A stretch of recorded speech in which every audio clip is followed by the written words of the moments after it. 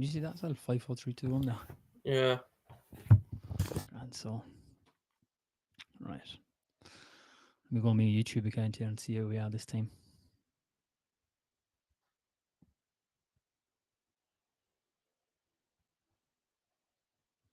Oh. Looks like we might be live.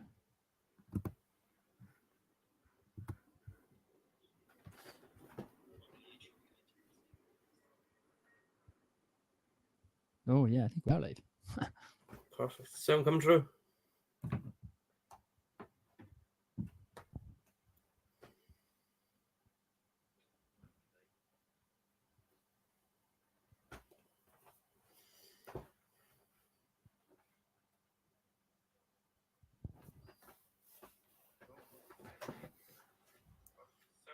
Yes, we are live. I heard it on my own phone.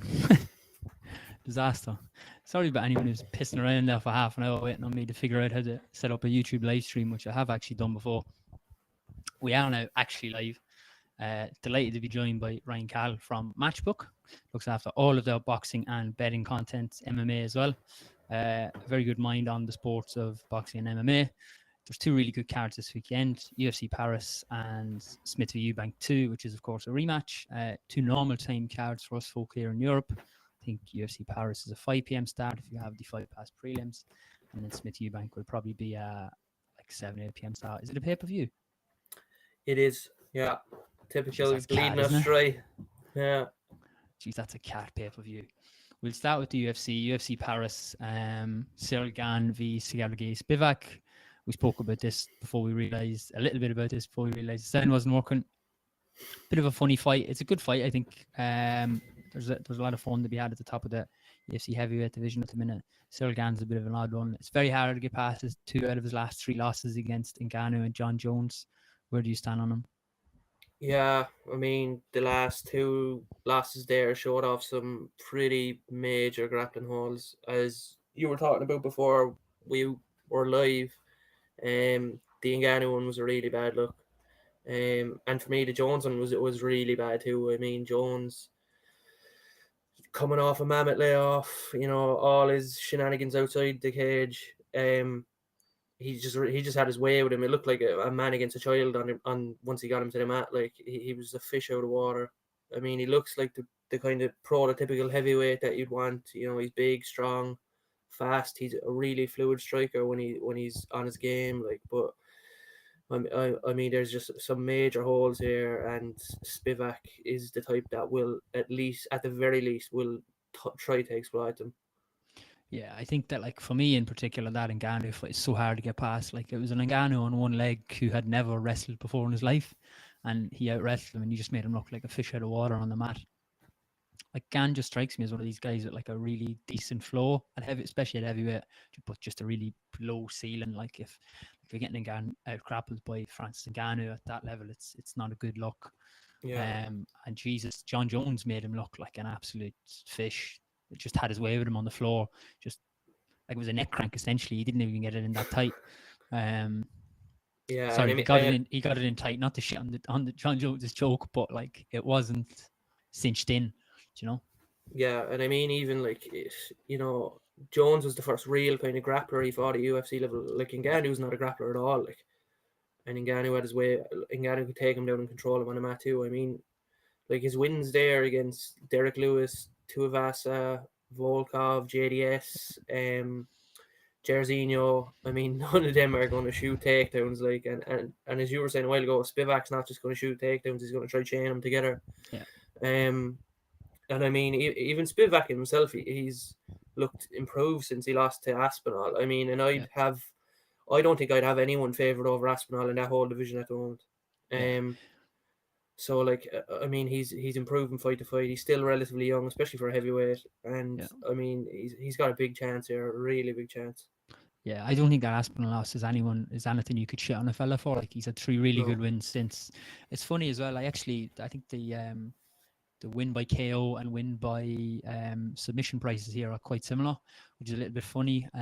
I get the KO price. I think 2 of his last 3 might have been by KO, but like I just think if it gets to the mat, like he's gonna have his way with him here. He's gonna sambo throw him, judo throw him. He's gonna chain wrestle. Like if he gets in close, he's just gonna do whatever he wants, really. Like, and I think on the feet, even while Gan probably does have the striking advantage, I don't think it's as big as Spivak's grappling edge is.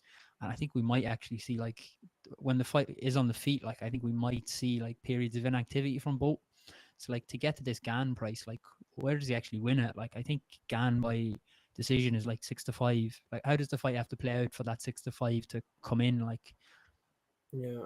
Like I would agree though. I think that like Gan's most likely path to victory is decision. He's not yeah, submitting Spivak. I mean, he's had a few no, subs in early on his career, but like, I mean, Spivak's a bit of a different beast from what he saw previously yeah, in terms of winning by submission. Like I think it's a Gan win looks like a point fighting kickboxing fight, where he yeah, stays on the outside and can jab and kick his way to victory. yeah, And you need a lot to go in your favor for that to go right yeah, over 5 rounds of heavyweight. Like, um, and yeah, you were touching on the Spivak props. I mean, the sub stood out to me. I have half a unit on that, about 5.5. I yeah, mean, I think his sub, his path to victory is a lot more likely to be a sub than a KO. If it is a KO, it's going to come from Spivak being on top and laying hammers on Gane. But I think it's much more likely that Gane is the type of fighter to give up a sub in that scenario rather than go out in the shield. yeah. I totally agree. Like I think that submission price should be a lot more correlated to his win price, just because like while the ground and pound will be open to him if he's on top, like I just think Gan is so open to a submission from top. It's like the submission will just be there for someone like Spivak to exploit, like be it a head and arm choke. Like I mean, if you're in America, I'm pretty sure you can get specific submission props.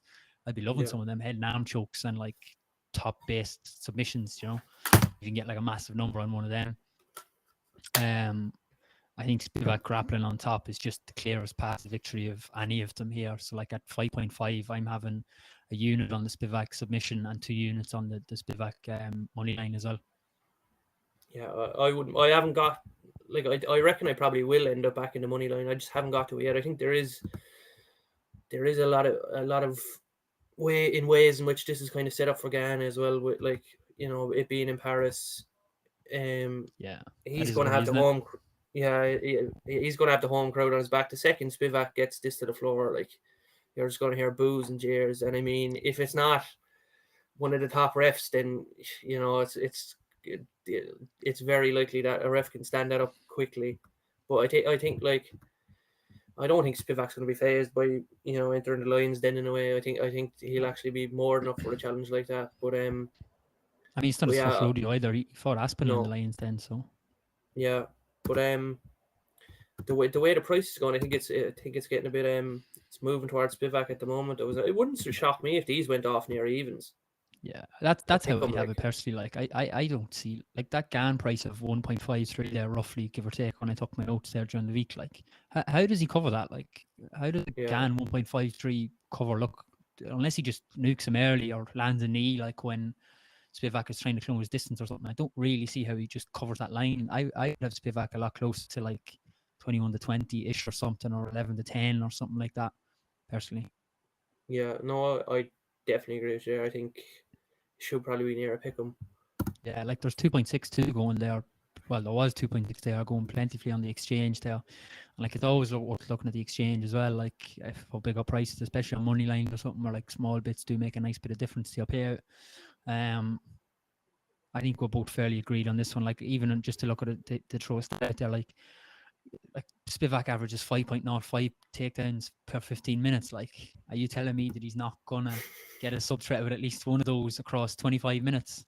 Yeah, It's like, you know, and as you were and saying, like as we were saying, Ghana, his likeliest path to victory here is fighting a very strict kickboxing outside centric yeah, points win.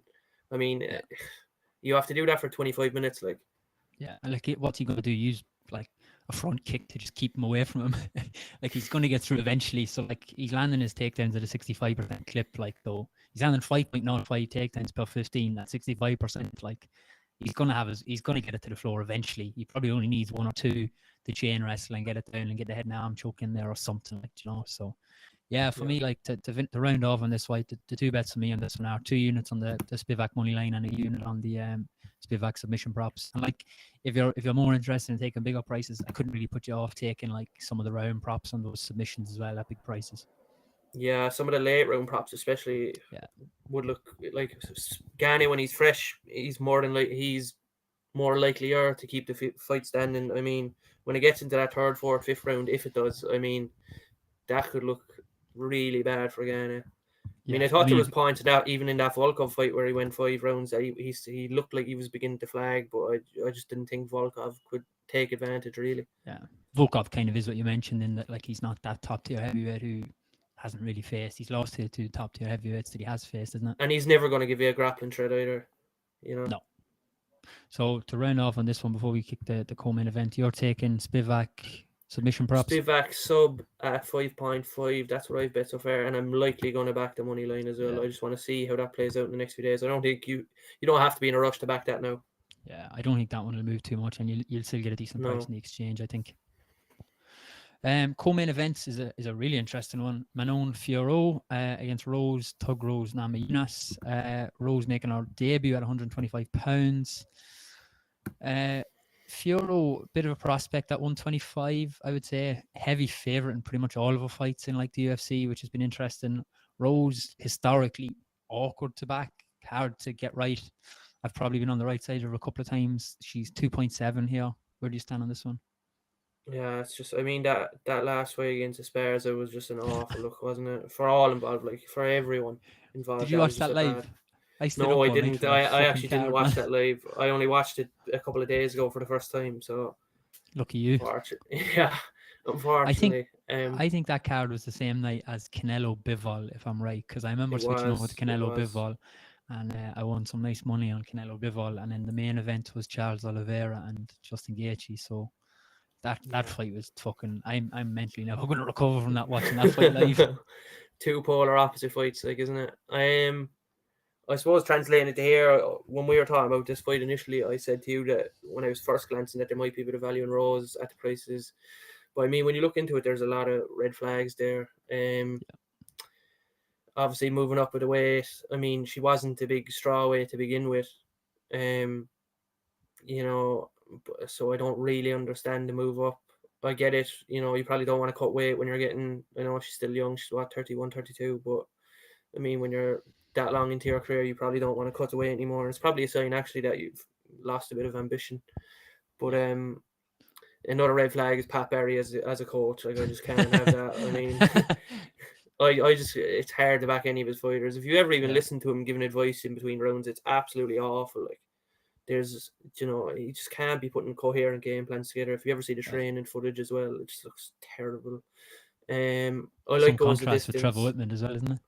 Yeah, I like goes the distance here. I think as Fioro has kind of stepped up in levels, the knockouts have stopped, which is, it's women's MMA. You don't tend to get many knockout finishes, tend to be submissions. And Rose, for all her negatives, I suppose she's a defensively sound fighter, as we saw in the Esparza fight. I mean, the only real time that she was ever hurt was at the Andrade slam KO, which was an anomaly. You can't really predict those.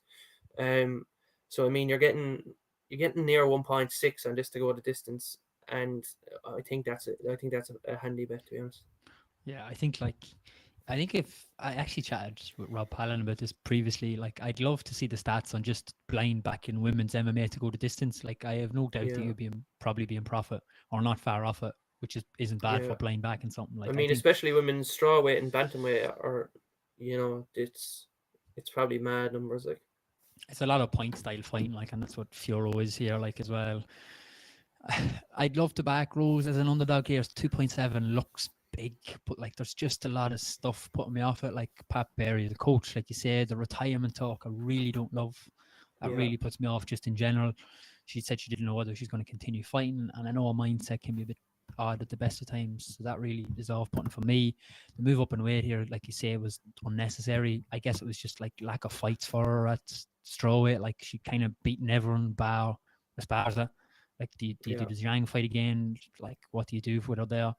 She wasn't big at that weight. It's hard to see her be massive here. Like, Manon's a big big girl. Like, she's gonna have the size advantage. She's gonna have another thing is like as well over a 3-round fight. Like Fioro averages a lot more strikes per round, a lot more strikes landed. Like I think the activity is going to be a big thing here as well. Like Actually, how nearly does a double for strikes landed per minute. So like how does a Rose point to win look? Like is she going to yeah, land the damage she needs to win those rounds on the judges' cards? Like it's unlikely. no. And similar probably to the Gane fight beforehand. You know, Fioro is going to be the hometown hero here if there is takedowns, and I mean Rose isn't someone who's going to actively push subs either. I mean it's likely that the fight would be stood up. But I mean, even if you look at Fioro's takedown defense there, it's at 82% or Yeah. 83%, sorry, which is it's fucking good. And Yeah. I mean, Rose stepping up in weight, she's not going to have the strength advantage that she might have had. Yeah. And even if you look at her takedown accuracy as well, is only 57%, and the average over 15-minute round over 15 minutes is only 1.61 attempted. Yeah. So I mean, this is going to probably more than likely this is going to play out in defeat, and Fioro is going to be, you know, too fast and too fluid for Rose. I think she'll win a handy points decision. Yeah, like I actually have my notes here. I had dog up ass, and I've totally kind of changed on that. I don't even like. I think if you're gonna back Rose, like I think I saw Rose KO at 13-1. Like if you're gonna back her, that's probably the avenue, or she's gonna land like a Zhang style head kick or something Yeah, mad like that. Like that's probably the avenue here where she wins, because I don't think she wins a points decision. She's probably not going to get it to the ground to land a submission. So like you're looking at like a flash KO again for her to get the win. I think even Fioro, I'm not sure what price is to the decision win, but I think that's comfortably the most likely outcome. You said there the fight to go the distance. I actually quite like this in a double to go the distance with I'll have it here with the Reese McKee fight later on in the night, actually, which we're going to come to next. But yeah, I think that double is quite decent. yeah, No near bet on. 1.6. I thought that would have been near enough 2 to 5. To be honest with you. Yeah, I think it generally is for women's MMA. Like it's you could just say it blindly, like. But yeah, no bet on this fight for me. Fight goes the distance. Fioro, as much as I love Rose Namajunas, like I've been lucky enough to be on the right side of her a couple of times, but it's difficult to see a path to victory here for on your take, and fight goes the distance. Fight goes the distance for me. Yeah. Super. We're not going to go through the full main card here. There's a lot of French guys on it who, to be totally honest, I don't know a whole pile about. Next up, I want to talk about the 2 Irish guys on the card, which is really good. We have Reese McKee making his second attempt at the UFC against Ange Lusa, which is quite an interesting fight, actually. It's like Graham Boylan is Reese McKee's manager, right? And I don't know, does Graham Boylan He threw just him to the wolves that first time round, didn't he? I don't know, does Graham Boylan just hate Reese McKee? Because like you see some of these other guys getting UFC debuts, a lot of like 3 to 10 pokes, and Reese McKee even here is like a 13 to 8 shot.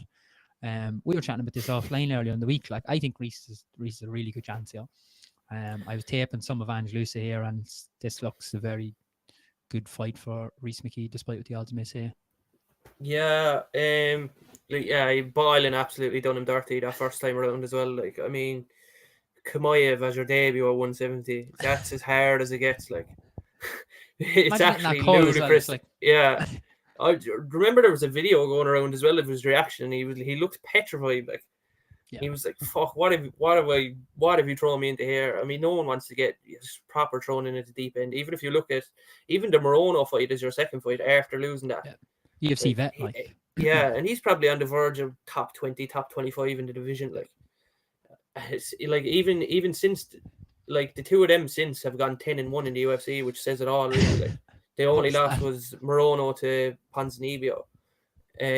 So yeah, I mean he was done dirty in that first time around, but like his Cage Warriors return was good. I watched the Judo Gym fight live. He looked really good in that fight. I thought he looked very much improved. Yeah. But I mean, I was looking into the stats around, and both fighters absorb about 6 significant strikes a minute. Now Yeah. you have to take Did you get Reese's with a hit? yeah, you have to take Reese's with a bit of a pinch of salt, since I mean the sample size was 2 fights, and one of them he Chimaev was getting accounts for about absolutely 5 of them. yeah, and in the Chimaev fight he was getting absolutely smashed to bits. But you know, as I was saying, the sample size is low. But if you look into the tail of the tape between the two, McKee has a 4-inch reach advantage here. Yeah. And he's a better striker than Lusa, I think. Yeah. I mean, Loose's game plan has to be to take this to the ground here. I'd imagine he's going to have watched the Kimaev fight. He's going to think that he can replicate that to some extent.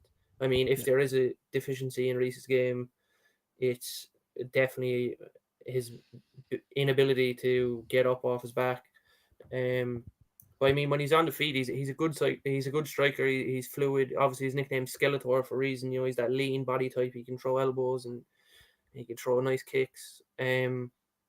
So I just think, yeah, the price is kind of getting out of hand as well on Lusa. I mean, he's nearly minus 200. It just seems way too short to me. Yeah, I don't really understand it. I have some similar stuff in my notes here, to be honest. Like, I think Reese has the striking edge. I think, like, go to distance is slightly favoured here. Like, Reese wins this on the feet. Like, if you watch some of Angelus's tape, like, he's not that impressive. Like, what's wild to me is as well that I said this to you earlier in the week. He closed 23-20 against Jack Della Jack Maddalena Della, yeah. on Contender Series, and he got pucked around. Like, Della Maddalena done a fantastic job of, like, just pressuring him. He didn't know how to deal with, like, getting in his face. And, like, if Reese can just use that range advantage to keep him from doing anything, like, it's his fight to lose, really. And then I watched even, so, like, he's 1-1 in the UFC. Obviously lost that other fight to Jack Della in Contender Series. 1-1 in the UFC. His win was against AJ Fletcher last time out. Like, that fight, he won the second round, and I don't know if you watched it, but, like, the third round, they were both hanging out of their arse. Like, Yeah. he just sat on top of him for the third round because he was dead. Like, he was after overexerting himself. Wasn't really landing a whole fight. He just looks to me like a lad who's a good athlete and is still kind of learning to mix martial arts. Like, he looked like he learned how to get a takedown in the last fight against AJ Fletcher, and he just used it twice and kind of won the fight off the back of it. Like, Yeah, you have to think that's going to be his go-to here. Like, I mean, that's his path to victory is to get the takedowns. I mean, if Reese can keep him standing and it make him blow his wad with the takedowns, I mean, yeah. this is a very winnable fight. Very winnable. Much easier than.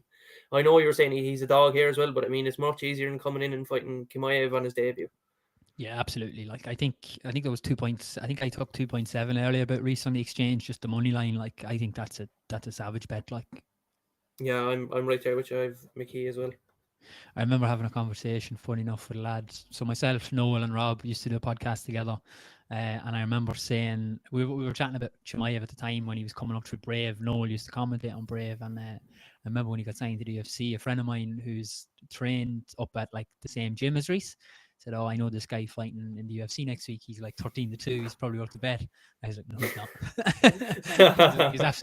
And, like, I'm all for you back don't and know lads he's fighting, yeah. yeah, I was like, I'm all for backing lads at, like, big underdog prices because, like, you don't need a lot to happen to be profitable long term. But this ain't the one. No, I So mean, yeah, the what bet. like that, Dave? That's just a mad debut. I just can't get over that. Like, Boylan would even allow that. Like, but Yeah, I I mean, mean, Boylan has that he's got relationship with his the own. UFC. Yeah, It's like I don't like it. I don't even love to, like.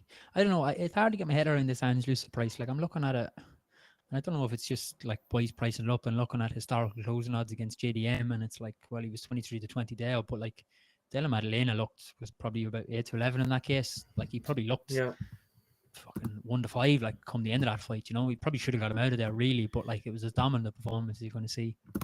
And I mean, a loss to Munir Lazez as well is like, you know, that doesn't look too great. Like, I mean, I remember back in Warley Alves against Lazez just as a pure price thing. I didn't expect him to win that because Lazez had looked good. He looked great against Abdul Razak Al Hassan, wasn't it? I think so. But but he looked absolutely out of his depth against Warley Alves, and then came back and beat Ange Lusa, and since then has got beat by Bonfim in a minute, 2 minutes maybe. Yeah. I mean, that's not like that win isn't a UFC win. Like, Lazez isn't. Yeah. Like, McKee would beat Lazez. Yeah, I think, like, that's a wider point about some of the people that are filling up UFC cards now these days. Like, if you go through any card, it's full of Contender Series alum who are on cheap ass contract, and it's just like, you look at what's happening with Wonderboy now, and, like, the UFC just seem to be trying to get rid of those lads who aren't going to win a title, big contracts. It's like, let's fill them up with Contender Series. Like, there's weeks now consistently where, like, 5 lads are getting contracts in Contender Series from decisions and losses, and you're like, what are we doing here? Like, it's supposed to be the UFC. Just handing out the 12-12 deals. That's all they want to do. Absolutely. Yeah, Reese McKee here. Going to take at least a unit on him at 2.7. If the price hangs around or keeps moving towards Angelus, I'm probably going to have to double dip. Yeah, I've 0.75 on him with the view that if this hits 3.0, I'm going to put another 0.75 on Yeah. him. Yeah, I mean 3.0 would be fairly scandalous. Like, uh, I did look at the props. It's hard to know. Like, I think Greece, there's a good chance. Like watching that AJ Fletcher fight, I think probably should have got him out of there in the second round. I think there's a good chance Reese gets him out of there if he gets him in a similar position. But at the same time, I think Greece has more than enough ability to just win a points fight here, standing on the feet for 3 rounds. Yeah, I think it likely goes distance. I have no real view on either getting a finish. To be totally honest, I would assume the likeliest path for both is decision. Yeah. Yeah, I did have a look earlier. I saw we sheet earlier, and I did have a look at your tip with the Rose fight. I think a nice double actually, if you're looking for a multiple on the night, is the Rose and Manon Fiorot fight to go the distance along with this one. It pays around 7-4, bet 365. I had a look earlier. I think that's quite a nice double if you're looking for something like that on the night. Yeah. The one other fight I did want to talk about, and I had actually planned on having a bet in this one. I'm just looking at my notes around here, and in the UFC did some switching around on us, because Yanis Gamoro said he couldn't make the weight.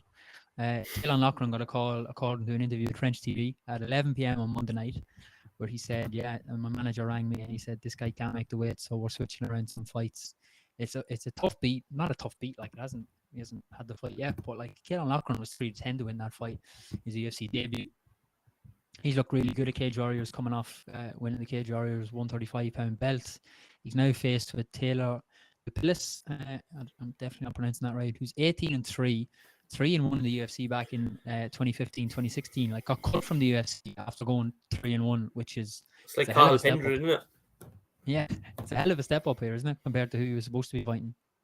Yeah, I actually haven't looked into this one since the opponent change. I've only ever seen Loughran once, and that was his last fight against Hayes and in Rome, I think. Yeah, He looked great. I thought he was yeah, UFC ready right then.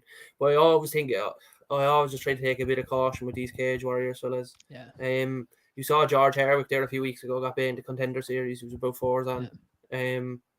Like some of them just don't translate to the UFC for whatever reason. Like the level of competition when they're fighting these other Europeans isn't great. I mean, the Great Britain and Irish fellas that are in Cage Warriors tend to do well, but like some of the Italians and French in that organization aren't. They're not much of a standard really. Yeah, I mean, from speaking to a couple of fighters that we used to interview, like they would have always sort of anecdotally said, like if they got matched with a French guy, they'd be like, "Grand, like the French MMA Yeah. level is next to nothing." And I mean, like the US guys will shit on Europe in general, but like to have the European guys shitting on France would probably say a lot as well. So Yeah, like, I mean, it probably says a lot about French fighters in general in all combat yeah. sports. To be honest with you. He's now 5-4 killing Loughran. I'd love to be like, I don't have a bet on this one. I don't like backing. I've been there too much, and I've seen this movie before where I backed a guy coming in at late notice and switcheroos and stuff, and it's not a profitable route for betting back in late notice. Opponent changes, lads coming in on a week's notice, and the UFC will do a great job of bigging it up and saying, "Oh, he's been training and stuff." But I just don't think long term it's a profitable way of going. But I would love to see Killen Loughran get a win. I'd also love to be a fly on the wall in his fight or meeting with the commentary team when they hear that thick Tyrone accent. Loughran. Oh, geez, that sounds cool, doesn't um, it? that did sound scary. He's training with Team Cowbond, to be fair. That was all I kind of had on the UFC. I don't know if there's any other fights you want to call out on the card. Like it is a fun card. I'm looking forward to it because it's on at a normal time. But yeah, main two and the two Irish guys are a lot of my interest here. Yeah, that's just it for me. And I'll probably look into the rest of them maybe tomorrow. But for now, that's all I've done is the main card. So we can kick it to the boxing. So Liam Smith, Chris Eubank Jr. First fight went down in I think January of this year. Liam Smith got a knockout against Chris Eubank Jr. Before we talk about the actual matchup here, I kind of want to get your thoughts on like Chris Eubank Jr. in general. It's like I'd be a little bit more of a casual boxing fan, and it would have been a lot bigger back years ago before I got into MMA. But like for me, especially as a betting prospect, Chris Eubank Jr. wouldn't have been someone I looked at as being very good. Probably another guy with a low floor or a decent floor, sorry, and a low ceiling. Like, is that fair or is that harsh? Where do you stand on him? Yeah, Eubank. Like it's kind of a funny one because it's a clash of styles here, really, in a way. Because like Liam Smith is he's substance but not style, and Eubank is all flash. No substance. I mean, he's what 33 now. He still can't throw a jab. Like it's absolutely crazy. Um, as a character, I mean, he draws a crowd. He kind of comes out with stupid phrases and stuff like saying that he was going to be 60% for Conor Bain and all this stuff, and he just rubs people up the wrong way in general. Which I suppose, if you're looking to sell tickets, is not a bad thing to do, but he hasn't backed it up in the ring. He's getting on now as well. He's 33, 34. And he was exposed last time. He was exposed a few times. He was exposed Yeah. by George Groves back in the day as I well. mean, I remember anytime he Nassim stepped Hamed, up, the famous. Yeah. Anytime, yeah, as you said, anytime. I mean, his best win to date is, beating James DeGale, who was washed at the time. yeah, Like he'd been through many a war by then, and he still couldn't get him out of there. I think he's one of the most overrated power punchers in Britain at the moment. Like people seem to think he's a hitter, but he's not. He's never knocked out anyone of note. Um, and I mean, but when you look into the odds for this specific fight, if we want to get into it now, I mean, go for it. Smith closed 3.75 first time around, which is mad. He was overlooked by everyone, including me. I thought Eubank would win initially as well. Um, and now he's 1.67 in the rematch, and I'm going to actually back him at 1.67, which is weird. It's weird saying that, Yeah, because you had the chance to back him at 3.75, and now you're backing him at 1.67. It doesn't make much sense. But I mean, kind of opened their eyes again to the fact that Eubank just isn't much of a caliber of fighter. He's not his old man. His old man was a really good fighter. Um, like you have to take, like, if you want to give Eubank some slack from the first fight, he was just after cutting to probably a career low weight for the Conor Benn fight, and fuels back up and then cuts again within the space of a few months for Smith. Um, so look, I can forgive him that. I mean, he in the third round against Smith, he landed some lovely uppercuts. He won that round. And then Smith came back in the fourth and blasted him out of there. It was it kind of surmises Smith in a way. He's a really solid fighter. He's nothing flashy. yeah, He'll beat almost anyone in the division apart from the top guys. That's the thing with Smith. And under the tutelage of Joe McNally, who's one of the best trainers in the country by a mile, him and Shane McGuigan are head and shoulders above a lot, I think. Um, I mean, he's gone from strength to strength. yeah, Like in breaking down the fight as well from a betting point of view, I like being able to eliminate one or more method of victories from the market. Like I think you can go in there and wipe out a Eubank KO straight away, and you'll have three methods of victory to choose from. Like that's taken up a fair chunk of the market too, and like I'd nearly have that double figures, to be honest. I'd be shocked if he knocked out Liam Smith. yeah. Like from my perspective, Liam Smith just seems like a guy who beats who he's supposed to beat. I remember backing him against Liam Williams twice. I think it was the first fight where he might have been really nicely priced. Yeah, I It like was Liam actually at Smith. Williams that fight, yeah. I want to come back to the Joe McNally point in a minute as well, but yeah, like Eubank Jr. to me, my starting position on him is always just how can I fade him. I think he isn't very good. I think boxing, he's one of those sort of padded records in boxing. I mean, 32 wins, like against who really? Like against Awash, James DeGale, Yeah, a couple of other names who we kind of know, like Spike O'Sullivan down from Yowe and Cork. Like yeah. Spike's another good fighter, like, but he's not that level. He's not. He's It's not. it's three losses, like Billy Joe Saunders, who got up off the couch and fought him in was it a leisure centre or something, fucking poked him around.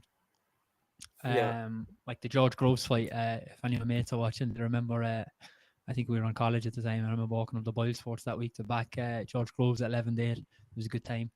And yeah, I think this is another one of those fights where William or Eubank Jr.'s reached his level. I want to, yeah. like I said, I want to come back to that Joe McNally point. Like he's someone who sort of came to prominence in boxing the last while. Like, and he's got a lot of big name fighters. Like he's from Liverpool, is that right? Yeah, and he's got a lot moving over towards him as well. Gary Yeah. Cully from Kildare recently moved to McNally from P Taylor. I mean, it just seems like there you often get it though in British boxing where there's kind of trainers that are trending a month. Like Adam Booth was it for a while, and Joe Gallagher was it for a while.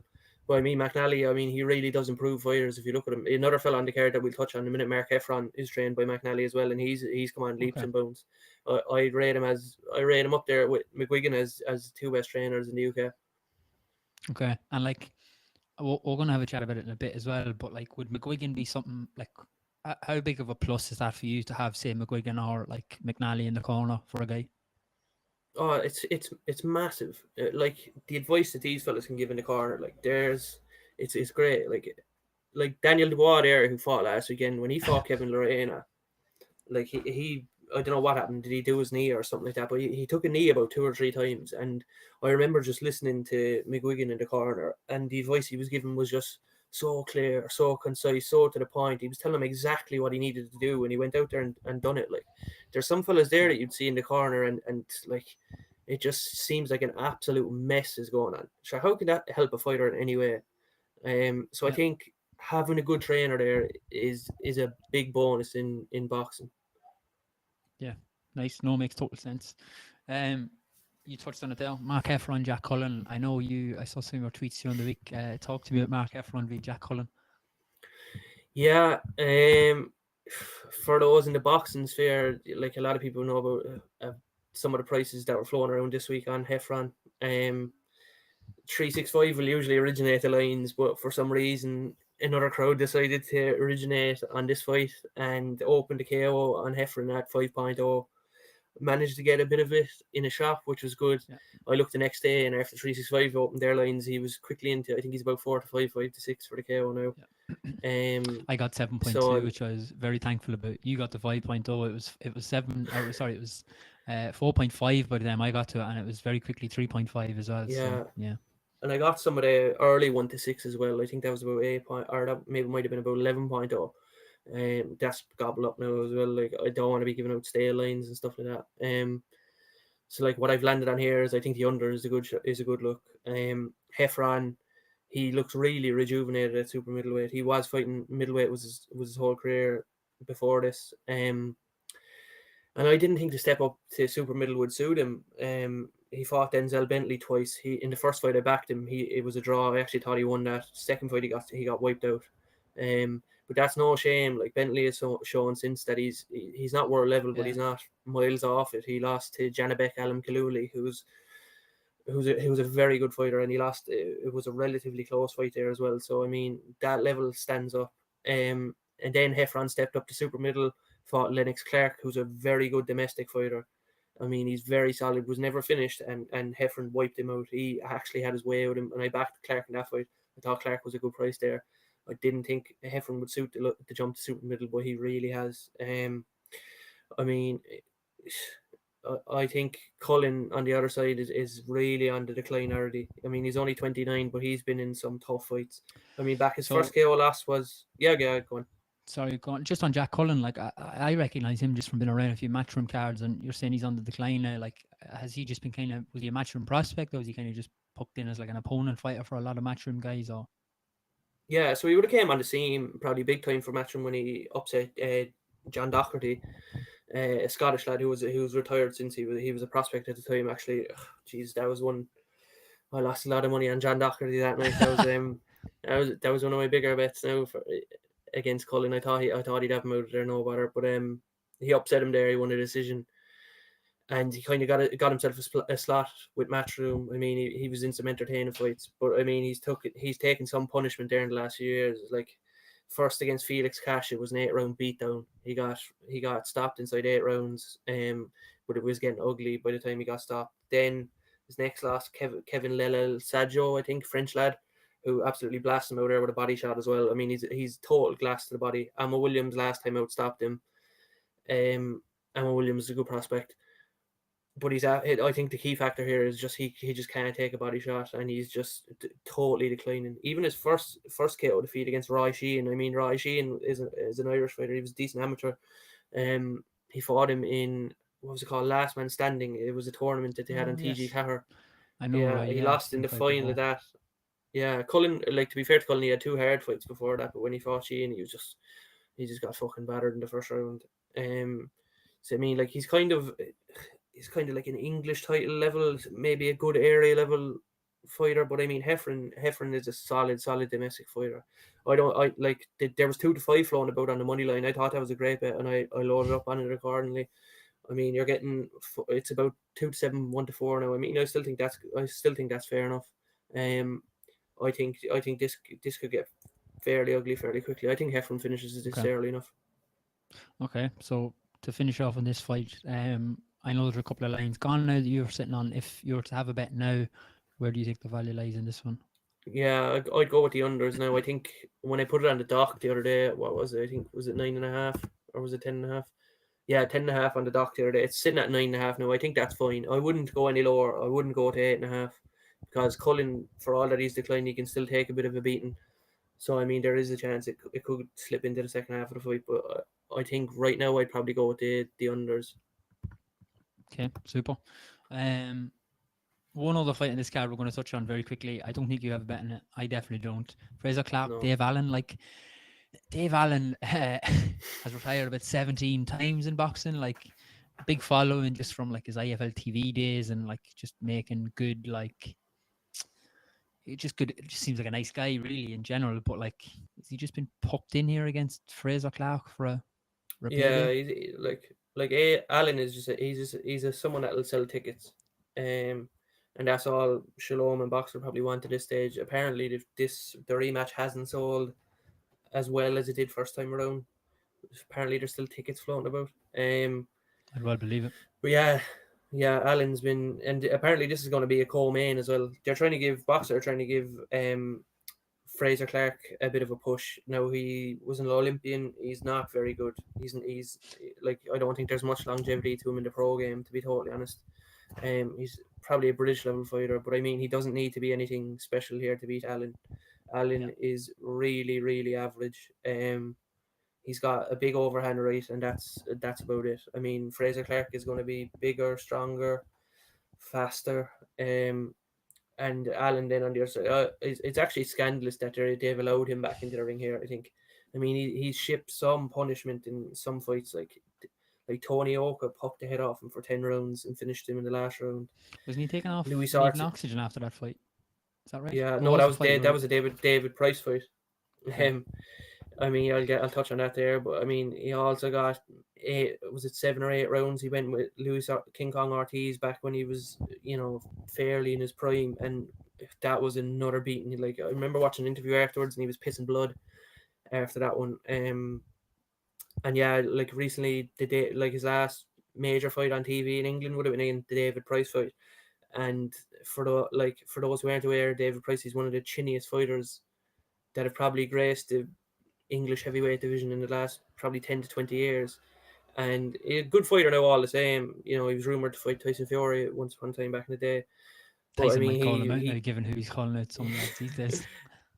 yeah, but I mean, Price just took him apart, and if Allen eventually quit after 10 rounds, he was stopped on his stool there.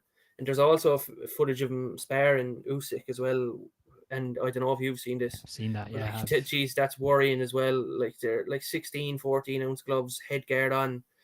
It wasn't a massive shot either that Usyk landed, and he just didn't know where he was. I mean, this is a fella now that like they shouldn't be. The BFC shouldn't really be licensing in him to a fight like this. Like Clark is gonna do the same thing to him that like Yoka and Ortiz have done. He'll batter him and take him out of there. Yeah. Yeah, like Dave Allen has always kind of struck me as a guy who's probably like, I don't know, open to correction, yeah, but like, is he even in his prime? Like, was he English title level? No, Probably I mean subbing an his area big job, win like. was when he got to push off Hearn that time. He had a fight against Lenroy Thomas. Lenroy Thomas was this Jamaican fellow, I think, a bit of a Yeah, weird character, but like he couldn't even bait him, and your man was yeah. absolutely guff, like useless. He bait Nick Webb. He would have been a big underdog against Nick Webb, and he beat Nick Webb with his trademark big right hand. It's kind of a punch from the gods. But Lucas Brown win as well, which was a bit dodgy, and he's obviously had the betting controversy with Dorian Derch. There was some suspicious betting patterns around that. I think actually to this day, Sky Bet. I know one of my buddies still have a bet with Sky Bet that isn't settled on that fight, Yeah, like which is a I bit presume that's still, scandalous. I presume that's still being investigated. Like, and look, the But BBOC, yeah, the I BB, don't know though. But if it was still being investigated, they wouldn't allow him to fight though. I'd it's true, imagine. yeah, it's Well, I true. don't know. I'm not sure. It probably still is now on the boxing board of control in England. They Probably don't have still a is. great track record in this stuff lately, do they? No, no, but like to touch on some of the odds here, I think he's a kind of prohibitive favorite in a way. He's like about 1 to 12, 1 to 14. Even the KO price is a bit short. I think if you want to weigh into this, I don't mind dutching the late round props here. You might usually you can get a 1-5 or a 6-10 round prop. But they actually don't have them on most sites at the moment. So if you wanted it to, I'd actually probably dutch 7, 8, and 9 and 10.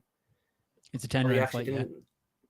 Yeah, 10 round fight. I dutch the last 4 rounds. If you can't get a 6-10, 6-10 would be my preferred way of doing it. I think Alan will probably be tough enough the first 3 rounds, and he'll get broken down. Like Clark isn't a massive puncher either. He's going to be more of a accumulation guy.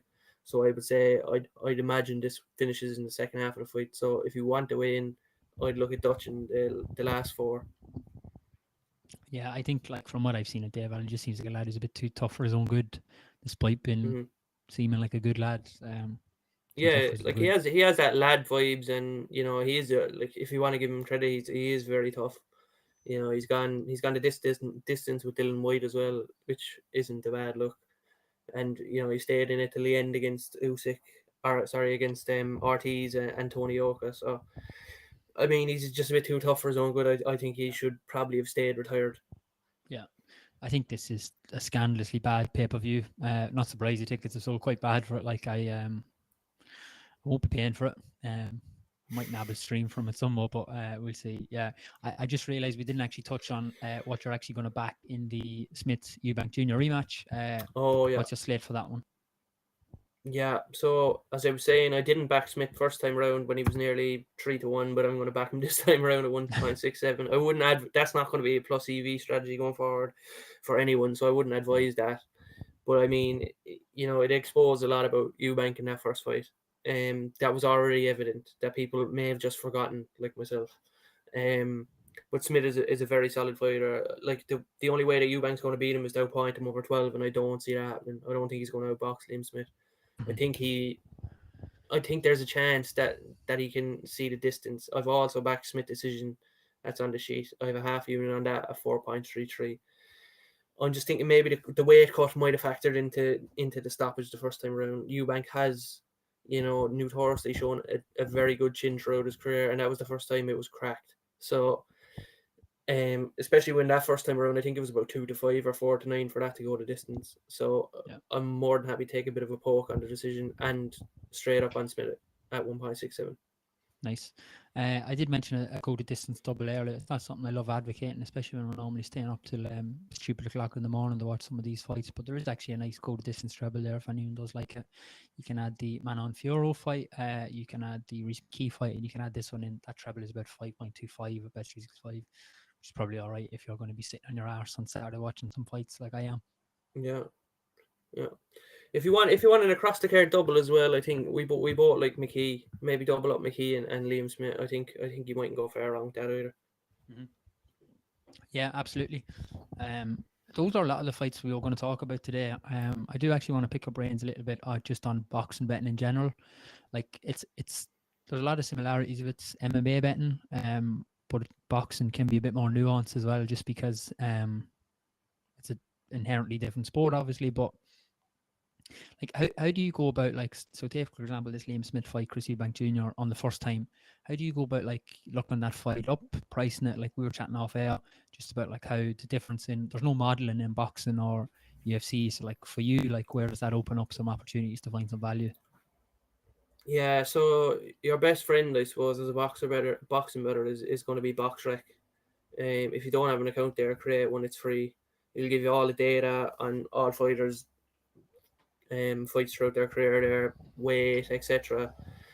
Opponents' records. Now, it's not to be all and end all. I'd kind of use it as like an encyclopedia just to get a gauge if you don't know someone. But like two fighters there now, like Smith and Eubank, I'd probably go back and watch the last few of their fights. I wouldn't really go into historical stuff. Like it gets to a point there in boxing, you evolve as a fighter. So like, I mean, if you're looking past like a fella's, like if you're going further than his last 6 or 7 fights, I mean, you could be talking in boxing, you might only fight once a year, twice a year. So you could be talking, you're going back 4 or 5 years there. Like I'd forget about anything that happened more than 6 fights ago. So like going back now on Liam Smith and Eubank, I'd check out their last few fights if I can't remember them or if I didn't watch them live. I'd try come to some bit of a price. I'd usually do a bit of a range, so I give myself a small bit of margin if I am wrong. Like just for example, now I'd say this weekend I'd have Smith. I think Smith should be around between 2 to 5 and 1 to 2, so about 1.4 and 1.5, and you're Yeah. getting 1.67. Now that He's is actually moving as well at the 1.76 moment. So, there. He's actually 1.76 there in the exchange at the minute. I just had a quick look as well. oh So really? yeah, That's fairly massive. Like all the sports books, he's starting to shorten now. I can see some that are going 4 to 7 on him. So I imagine he will. Like I do think he'll hit 1.5, 1.4 range come fight night. Um, so kind of make a range of prices that you might think they'll open. And give yourself a small bit of a buffer. Um, Also, I suppose with boxing, there's only one crowd that originates lines. 365, and as we touched on with the Heffron thing, when everyone else does it, I mean they do it terribly. Now 365 have a very good compiler, especially on the UK stuff. So it's getting a bit harder these days. But I mean, there's edges there. Like yeah, there's like these fellas have to price up 20, 25 fights a weekend. Some weekends, like even there this weekend, I looked. I think there's about 17 fights up priced. Like they have to go through and price 17 fights. You only have to pick out one or two spots. yeah. Especially when you look into some of these fights, there's a lack of footage on some fellas. So you can actually gain a lot. Even like it might sound sad enough, but even sometimes I'll go through their Instagrams or go through their Twitter pages just to see what they're at and what they're doing in camp and who they're training with. Yeah. Like any edge you can get, I suppose, is a good one. No, absolutely. Like we touched on it earlier, like boxing and MMA isn't modeled. So, like there's so much Yeah, scope for. I listened to something the weekend. Like just look for chaos in how stuff is priced, and like boxing and MMA is just rampant for it. Like some of these tools are your best friends, and so much of it is free. Like UFC stats, totally free. Like if you do want to actually yeah, put some money into it, I think UFC Fight Pass is one of the best investments you'll ever make. Like I think it's 75 quid for the year. Like yeah. if all you did was watch a couple of fights and not even have a bet, like you're probably getting the enjoyment out of it anyway. But even for like researching for the tier, like to be able to go through UFC Fight Pass for some of the tape is amazing. Like Yeah, like as you said there, like it's way more of an efficient sport to bet on. I think the market's a lot sharper in MMA as yeah, well, because as you said, if you're betting UFC, you can go onto Fight Pass and you can yeah, see a fella's whole fight career on UFC. Or even nowadays, if a fella's coming over from Cage Warriors, you can get all his Cage Warriors fights, whereas you couldn't before. Whereas, like if you take it to the boxing, you might have a fella fight in Australia and there's no footage available on any of them, yeah. and he's coming over to fight some UK guy or like a big thing is the Mexicans that come over that Hearn used to bring over to fight some of his lads. Like there was nothing on some of them, and they'd go off crazy dog prices. I remember James Tennyson, a fella from Oh Belfast, yeah. fought. Oh, who was it? Some Mexican, but like there was nothing on the Mexican, and he came over and absolutely wiped him out. He was a I remember that massive, knockout massive actually. I underdog. think if I remember right, I think that Yeah, might have been like some Commonwealth title fight or something for fucking tennis as well. yeah. Like, but So you don't need much to back some of yeah, these fellas, especially like these fellas that there's next to nothing on. I think that's a And good point as well. Like like, around not needing much on. Like if you're getting a massive price on someone, like say you're getting 10, I think people like if you look at implied odds, like if you're getting 9 to 1 on a massive dog, like you only need to win 1 in 10 to be breaking even. Like so, mm, like if you get any yeah. semblance of tape on him, like that he looks like he might be all right. Like you're probably getting a bet.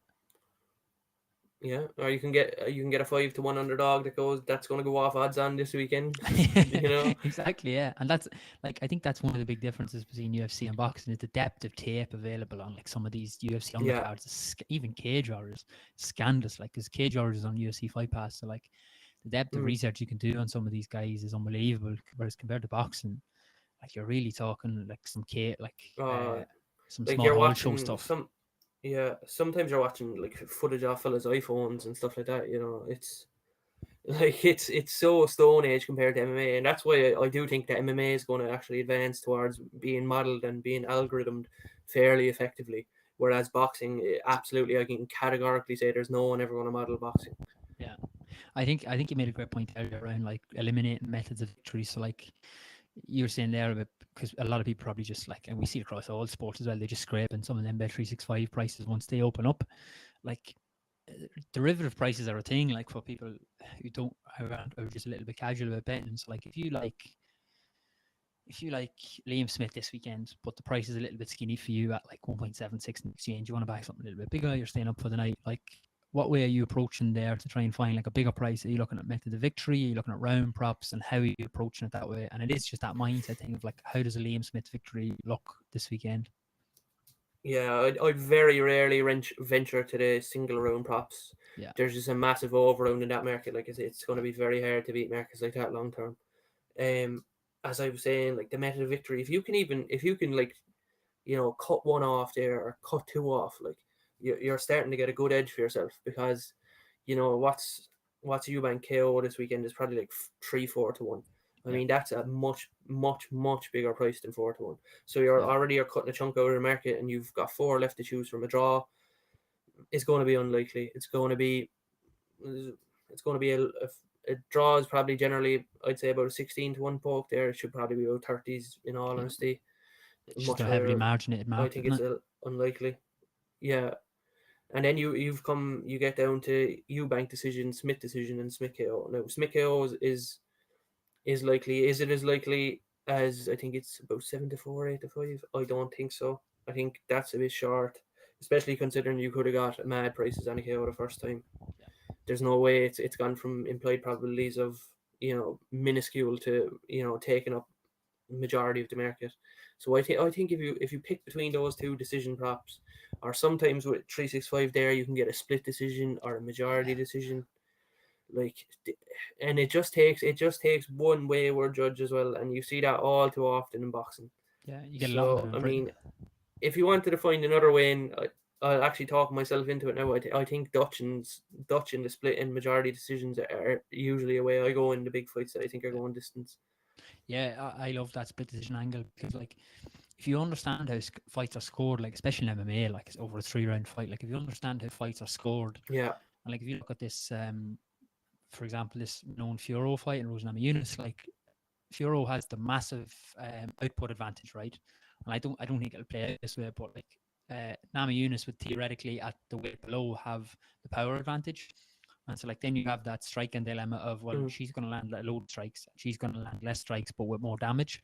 So then like the striking rules or the judging rules are there to be read, but like we see it every week where like people don't know how to score fights, and it just leads to, you see it in boxing as well, where like you have close rounds, but the judges see them a certain way.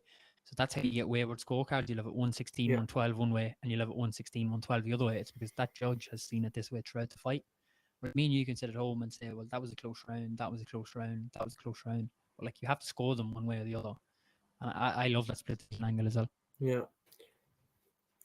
Yeah, and they're even more prevalent there in fights where there's a home fighter that you think is going to lose the fight. I mean, 'cause they're much more likelier to get at least one card as well. Like especially in areas there, like when you bet boxing long enough. I've probably been, what am I now, 27. I've probably been doing it 10 years, maybe since I was 17. I'd say I was probably getting on illegally, but That's legal in Ireland, isn't it? you pick up a knowledge of it. Yeah. 17. I don't know. You just pick up kind of knowledge as you go along as well. I mean, there's areas there now, like UK would be notorious for bad judging, Germany would be notorious for bad judging, Australia, and then there's areas where that they're very neutral and they'll give an away fighter a great chance, like Japan, America to an extent. In a lot of places, they're more promotional than national bias. Whereas you get that in the UK, it's always kind of the home guy. Whereas America is a bit more promotional ties. Like if you're tied to Top Rank or if you're tied to PBC, you might get a fairer shake on the cards than if you weren't. But it's a lot of it's knowledge as you go along. But Yeah. like I suppose the main two to harp back to would be box rec is your friend and tape, tape, tape. Yeah. Couldn't agree more. Like there's a lot of free tools out there that you can definitely make use of.